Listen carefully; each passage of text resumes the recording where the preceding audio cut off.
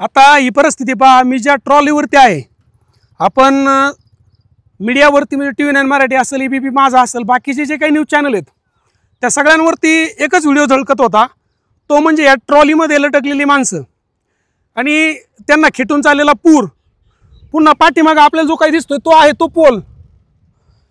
तर या ट्रॉलीमुळे खरं तर त्यांचा जीव वाचला। हे गावातील मुलं बचाव कार्य करू राहिले सगळेजण, पण हेलिकॉप्टरची वगैरे मदत लागल्याशिवाय जमणार नाही।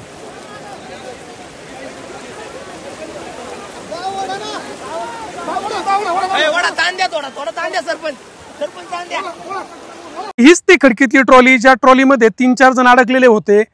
काही वेळानंतर पाण्याचा जो फ्लो आहे तो वाढत गेला, म्हणजे पाणी एक जास्त प्रमाणात व्हायला लागलं।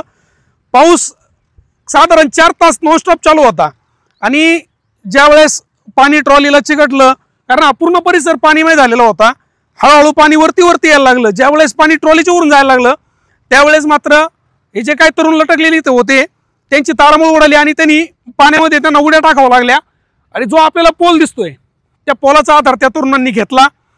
काही तासांनंतर रेस्क्यू टीम या ठिकाणी पोहोचल्यानंतर त्या तरुणांना बाहेर काढलं आणि व्यवस्थित ठिकाणी, सेफ ठिकाणी त्यांना पोहोच केलं। त्यांच्यावरती नंतर हॉस्पिटलमध्ये औषध उपचार करण्यात आले।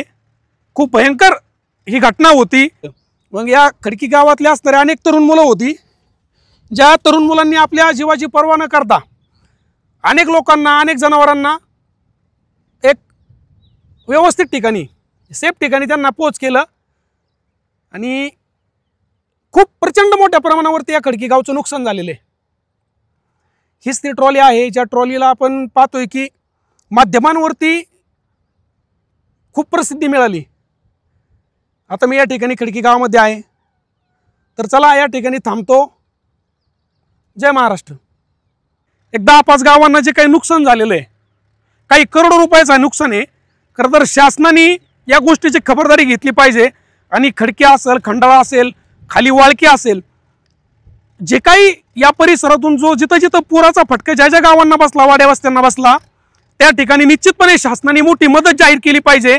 कारण कांद्याचं प्रचंड मोठ्या प्रमाणावरती शेतकऱ्यांचं नुकसान झालेलं आपल्याला पाहायला मिळतंय।